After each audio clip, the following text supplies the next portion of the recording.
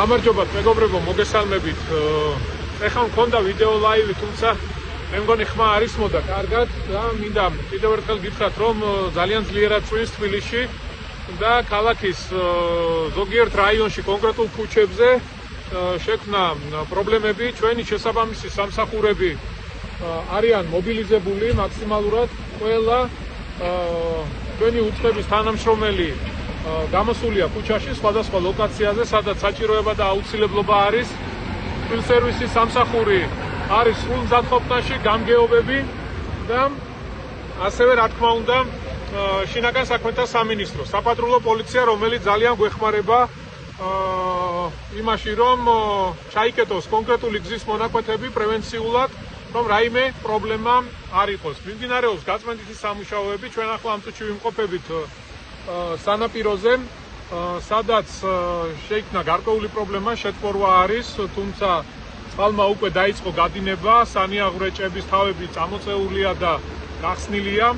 იყო გარკვეული ლოკაციები, სადაც იყო შეთბორვა, უნივერსიტეტის თამარაშვილის ქუჩა და ირაკლი ბენდელიანი არის ჩემთან ერთად და უფრო დეტალურად გვეტყვის თუ სად ქონდა პრობლემები, სად იყო შეთბორვის არეალები.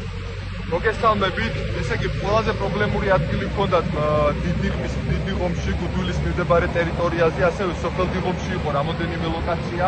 გარდა მაგისა იყო უნივერსიტეტის და თამარაშვილის ქუჩების კვეთაზე, კონკრეტულად ეხლა მარჯვენა სანაპიროზე, ერისთავის ქუჩაზე არის დასაწყისში, იქაც პრობლემა გვაქვს. თუმცა მინდა აღვნიშნო, რომ მერის ყველა სამსახური, გამგეობები, ინფრასტრუქტურის სამსახური, თბილისის სერვისი ეგრევე პრობლემის დაწყებისთანავე გამოსულები ვართ.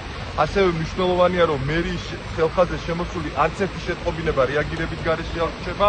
გარდა მაგისა, როდესაც ეს ნალექის რაოდენობა მოიკლებს და უკვე გზებზე შეტყობინებები აღარ გვექნება ეს კონკრეტულ პრობლემურ ლოკაციებზე, უკვე დასუფთავების სამსახური დაიწყებს დაუყოვნებლივ მუშაობას, რომ დილისთვის რაც შეიძლება ნაკლები პრობლემა იყოს და გადაადგილება შეუხერხებელი. მადლობა ირაკლი.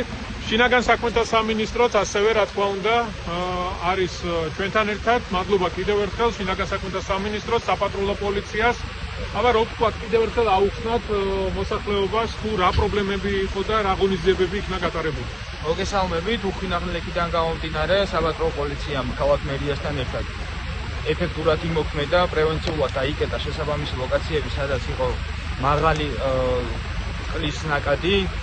საპატრულო პოლიციის ეკიპაჟები შინაგან საქმეთა სამინისტროს სხვადასხვა დეპარტამენტებთან ერთად აქტიურად მუშაობენ და კოორდინირებულად, ვინაიდან აღმოფხვრილი იყოს დროულად ეს უხინალეთიდან გამომდინარე ხარვეზები.